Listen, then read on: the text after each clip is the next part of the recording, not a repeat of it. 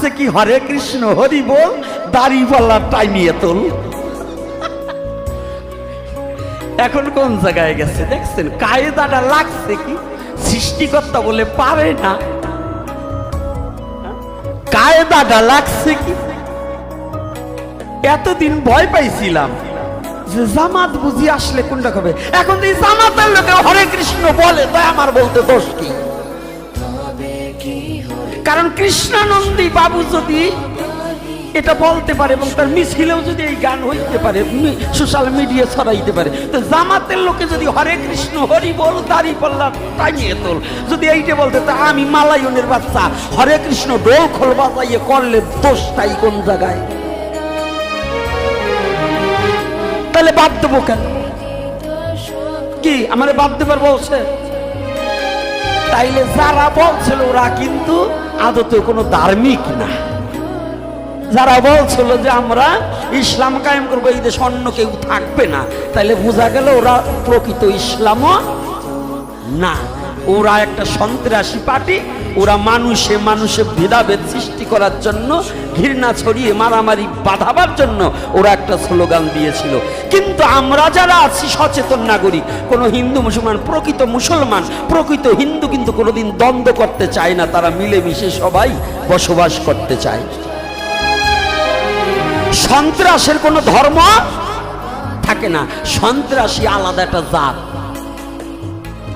কি কষ্ট হয়েছে নাকি বাবা আপনাকে? আমার কথাটা কি?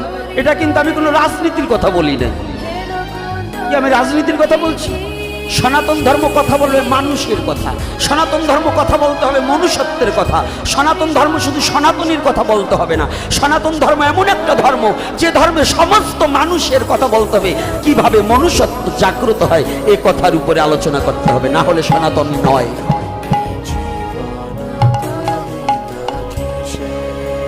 আজকে দেখুন কায়দাটা লাগছে কি? আর সত্যি কথা বলি, কালকে আমি ওই স্লোগানটা দেখে একা একা ল্যাপের তলে বসে আস্তে আস্তে মরিয়ে যাই। কায়দা লাগছে কি লাগা? পৃথিবীতে যতই আছে নগরাদি গ্রাম, সর্বত্র প্রচার হবে মোর এই হরিনাম। ফলে বলে কলে কৌশলে যেভাবে হোক বলছে, এতে খুব ভালো লাগছে। মুখেই না বলুক, এই হিন্দুরাও কিন্তু বিসমিল্লাহির রহমানির রহিম বলে। কোন জায়গায় বাংলাদেশে, যারা ভারতে না নেওয়া বলতে পারে, বাংলাদেশে গাড়ির মধ্যে সামনে লেখা থাকে না বাবা, এ লেখা আছে কিনা? তাইলে মনে মনে পড়লেও কিন্তু হিন্দু ভদ্রলোকরা পড়ে। আচ্ছা গাছেও লেখা আছে সুবহানাল্লাহ আলহামদুলিল্লাহ, কি লেখা থাকে না? এখন এরকম পড়ি, এখনই বাবা পড়লেই যে আমি মুসলমান হয়ে গেছি তা না, ওই হরে কৃষ্ণ বললেই যে সে হিন্দু হয়ে গেছে তা না। জানার মানা কিন্তু এক না। একজন গীতা জানে কিন্তু মানে না, সে আমার সনাতনী না। একজন কোরআন জানে কিন্তু মানে না, সে কিন্তু ইসলাম নয়। নাকি বাবা? কি না মিথ্যা? আবার বাইরে বসে দাবর ঠাবর দেবেন না নে তো? আরে দাবর দিল ভয় পাবো না নে, সেই ভয় পাওয়া মাল আবার আমি গোপীনাথ না। উচিত কথা বলবো, সত্য কথা বলবো। এদেশে যে প্রেসিডেন্ট আসুক আমার কিচ্ছু আসে যায় না। আমি মিথ্যা না বললে হয়, ঘুষখোর না হলে হয়, চরিত্রহীনা না হলে হয়। তো আজকে কংস মনে মনে চিন্তা করছে এই রাজ্য থেকে সমস্ত কৃষ্ণ ভক্ত তাড়িয়ে দেব, অত্যাচার করছে। কিন্তু সবাই তো নাসরবান্দা নয়। আমার মতো শয়তান যদি দুই সাইডে থাকে, আমারে কত বলছে তাড়াতাড়ি ভারতে যান, আমি বলছি এই বাংলাদেশের থেকে আমি ভারতে যাওয়া লোক না। ভারতে যাব কেন? এটা আমার জন্মভূমি, স্বাধীন ভূমি। তাহলে এ দেশ ছেড়ে ও দেশে যাবো আমি রিফিউজি হবার?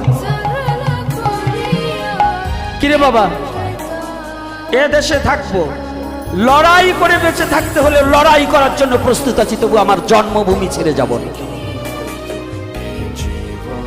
তদ্রূপ ওই সময় ওই দাপর যুগেও কিছু লোক ছিলেন যারা জন্মভূমিকে পরিত্যাগ করতে চায় না। তো কিছু ভক্ত দূরে রয়েছে। তো এইবার কংস মনে মনে চিন্তা করতে, সব ভক্ত তো তাড়িয়ে দিয়েছে, তো এইবার যে গোকুলনগর যে কৃষ্ণ বলরাম দু ভাই যে বাড়ছে, আমার এই শত্রু বিনাশ করতে হলে কি করা যায়। তো এইবার উনি একটা সভা